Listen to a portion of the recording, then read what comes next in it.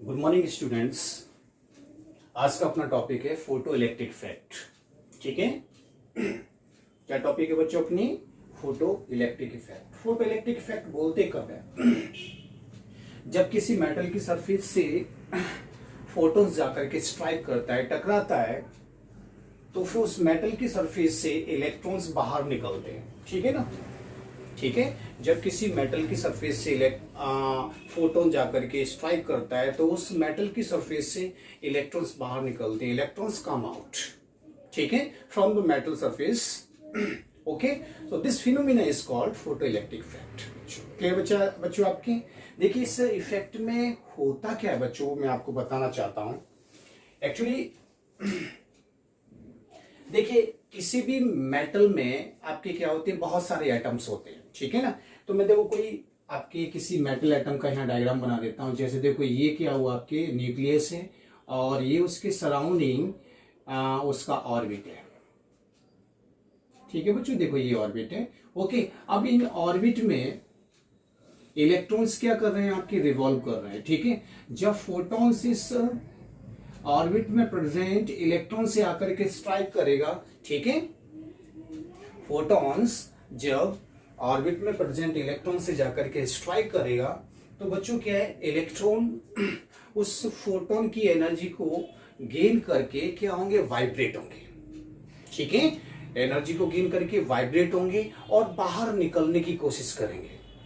ठीक है, बाहर निकल करके आपके निकलने की कोशिश करेंगे और आफ्टर सम टाइम से इमीडिएट इलेक्ट्रॉन्स वहां से आपके ऑर्बिट को लीव करके बाहर निकल जाएगा।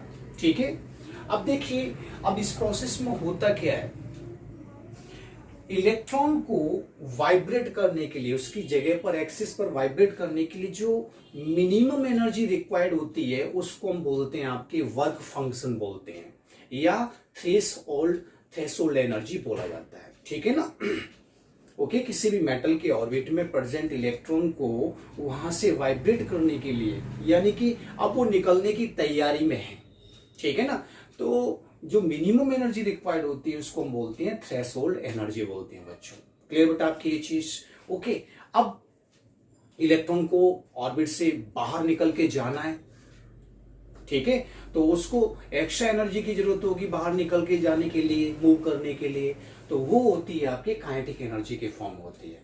ठीक है, अगर मान लो किसी इलेक्ट्रॉन को ऑर्बिट से बाहर निकालना है तो वर्क फंक्शन यानी कि थ्रेशोल्ड एनर्जी और काइनेटिक एनर्जी के सम के इक्वल अगर एनर्जी मिलती है तो बच्चों वो इलेक्ट्रॉन अपने ऑर्बिट को लीव कर जाएगा। ठीक है बच्चों, बस यही कॉन्सेप्ट है इसमें। ठीक है, और दूसरी चीज मैं आपको ये बोलना चाहता हूं कि इंटेंसिटी, ठीक है, जो फोटॉन्स है या जो लाइट है उसकी इंटेंसिटी पर आपके डिपेंड करता है फोटो इलेक्ट्रिक इफेक्ट। ठीक है ना? जितनी ज्यादा इंटेंसिटी होगी फोटो इलेक्ट्रिक इफेक्ट इमीडिएट होगा। ठीक है, जो अपने सोलर पैनल्स होते हैं ना, जब सन अच्छी तरह से निकलता नहीं है, धुंधला रहता है सर्दियों के टाइम पे, तो उस समय थोड़ा दिक्कत आती है, इंटेंसिटी लाइट की कम होती है। ठीक है, तो अब हम यहाँ पर स्टडी करने जा रहे हैं आपकी पहला point, the photons of sufficient energy hit the metal surface, then electrons come out of the metal surface. So this is called photoelectric effect बच्चों। Okay, there is no time lag between striking of atoms and emission of electrons। ठीक है ना? Striking off photons and emission, यानी कि जैसे ही metal surface पर photon जाकर के स्ट्राइक करेगा, इमीडिएट आपके इलेक्ट्रॉन ऑर्बिट को छूट करके बाहर चला जाएगा, यानी कि मेटल की सरफेस से इलेक्ट्रॉन लीव कर जाएगा। ठीक है, तो उसमें टाइम का कोई ऐसा नहीं होता, गैप नहीं होता। ओके, थर्ड पॉइंट है बच्चों आपकी, number of photo electron emitted, intensity of light.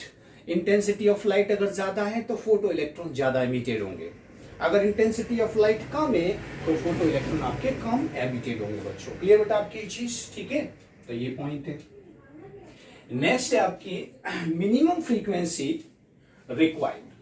ठीक है, तो ये मिनिमम फ्रीक्वेंसी को हम बोलते हैं आपकी थ्रेशोल्ड फ्रीक्वेंसी। ठीक है, ओके।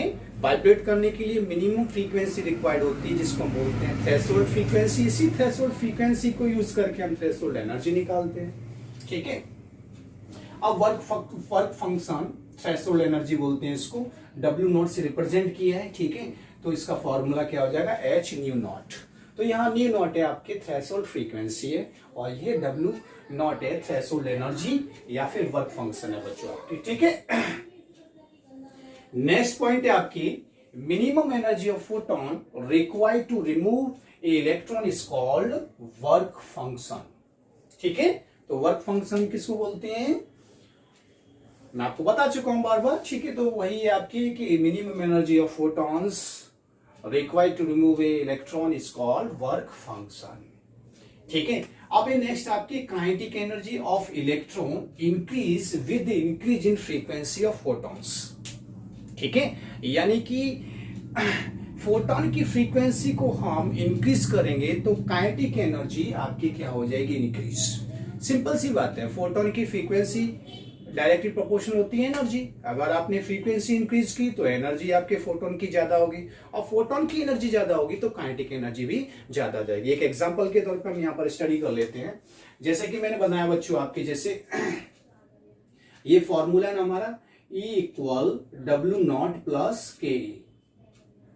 ठीक है ना, ये E यहां पर क्या फोटोन की एनर्जी है, W0 वर्क फंक्शन और काइनेटिक एनर्जी है। ठीक है ना, तो काइनेटिक एनर्जी और वर्क फंक्शन का जो सम है वो आपके फोटोन की एनर्जी के इक्वल होना चाहिए, मैं आपको बता चुका हूं। ठीक है ना, अब मान लो किसी मेटल सरफेस पर मैंने फोटोन स्ट्राइक किया, कितनी एनर्जी का किया मैंने, मान लो किया मैंने 10 इलेक्ट्रॉन वोल्ट एनर्जी का मैंने फोटोन उसके ऊपर स्ट्राइक करवाया मेटल के। ठीक है, अब उस मेटल में प्रेजेंट एटम के इलेक्ट्रॉन को वाइब्रेट करने के लिए यानी कि बाहर निकलने के लिए तैयार करने के लिए मान लो आपके समझ लीजिए कि 6 इलेक्ट्रॉन वोल्ट एनर्जी की रिक्वायर्ड हुई वर्क फंक्शन। ठीक है, तो काइनेटिक एनर्जी कितनी होगी आपके बच्चों, काइनेटिक एनर्जी कितनी होगी, 4 होगी, क्योंकि इन दोनों का सम ही आपके फोटोन की एनर्जी के इक्वल होता है।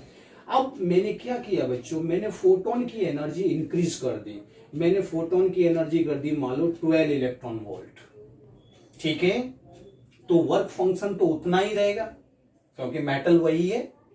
ठीक है, अगर उसी मेटल पर सेम मेटल पर मैंने फोटोन की एनर्जी बढ़ा दी, 12 इलेक्ट्रॉन वोल्ट कर दी। ठीक है, तो वर्क फंक्शन या थ्रेशोल्ड एनर्जी तो 6 ही होगी कि नहीं होगी आपके। ठीक है, ओके, प्लस अब काइनेटिक एनर्जी कितनी हो जाएगी, कितना करना पड़ेगा 6, तभी तो 12 के इक्वल होगा कि नहीं होगा, 6 + 6 यानी कि 12। अब आप खुद देखिए जब 10 थी तब काइनेटिक एनर्जी 4 थी, फोटोन की एनर्जी 10 थी तब काइनेटिक एनर्जी 4 थी, जैसे हमने 12 की तो कितनी हो गई 6। यानी कि कहने का मतलब है कि फोटोन की एनर्जी या फ्रीक्वेंसी अगर आपने इंक्रीज की तो काइनेटिक एनर्जी भी बच्चों आपकी क्या हो जाएगी, इंक्रीज हो जाएगी। क्लियर होता आपकी ये चीज। ठीक है, तो इससे सब इस चीज को यहां पर समझ सकते हैं। ओके, नेक्स्ट अपने यहां पर ये फॉर्मूला, ठीक है, जो फॉर्मूला हमने यहां पर लिखा हुआ है, तो देखिए क्या करेंगे, ई की जगह एच न्यू रख दिया, W0 की जगह H नॉट और काइनेटिक एनर्जी। ठीक है, आगे फर्दर किया, काइनेटिक एनर्जी की जगह मैंने क्या लिख दिया 1/2 mv²। क्लियर बेटा आपकी ये। तो इस फॉर्मूले से हम वेलोसिटी निकाल सकते हैं। देखो यहाँ जो m है वो है मास ऑफ इलेक्ट्रॉन है, क्या है, मास ऑफ इलेक्ट्रॉन। ठीक है, और वेलोसिटी क्या है, सॉरी v यहाँ पर इलेक्ट्रॉन की वेलोसिटी है, यानी कि इलेक्ट्रॉन ऑर्बिट को कितनी स्पीड से छोड़ करके जा रहा है, ऑर्बिट से कितनी स्पीड से निकल के जा रहा है, वो वेलोसिटी हम यहां निकाल सकते हैं। ठीक है, इसी को मैंने इसी तरह से लिखा है, देखो काइनेटिक एनर्जी है, काइनेटिक एनर्जी को सब्जेक्ट बनाया और H नॉट को मैं इधर लेके गया, तो क्या हो जाएगा H - H नॉट। H आपके यहाँ पर कॉमन है, बाहर ले लिया, न्यू - न्यू नॉट हो गया। ठीक है, तो बच्चों आपकी ये फॉर्मूला ड्राइव हो गया दूसरा। ठीक है, ये भी रिलेशन है, हमें मेन फॉर्मूला हमारा ये है। ठीक है ना, फोटोन की एनर्जी और work function plus kinetic energy. Energy, फिर बाद में हम डेराइव कर सकते हैं बच्चों। क्लियर? ठीक है, तो ये आपके photo electric effect PEA। Okay, फटाफट इसका स्क्रीनशॉट ले लीजिए।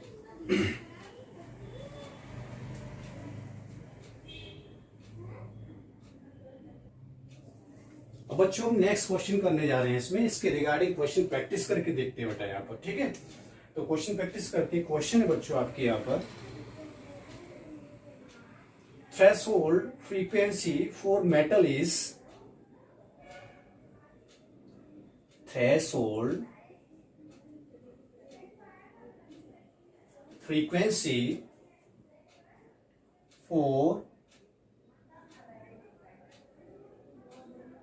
metal is 6 multiplied 10 raised to 15 hertz। ठीक है ना, ऑफ ए, ठीक है ना,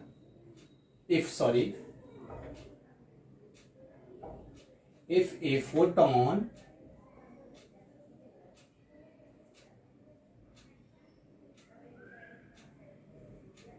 of frequency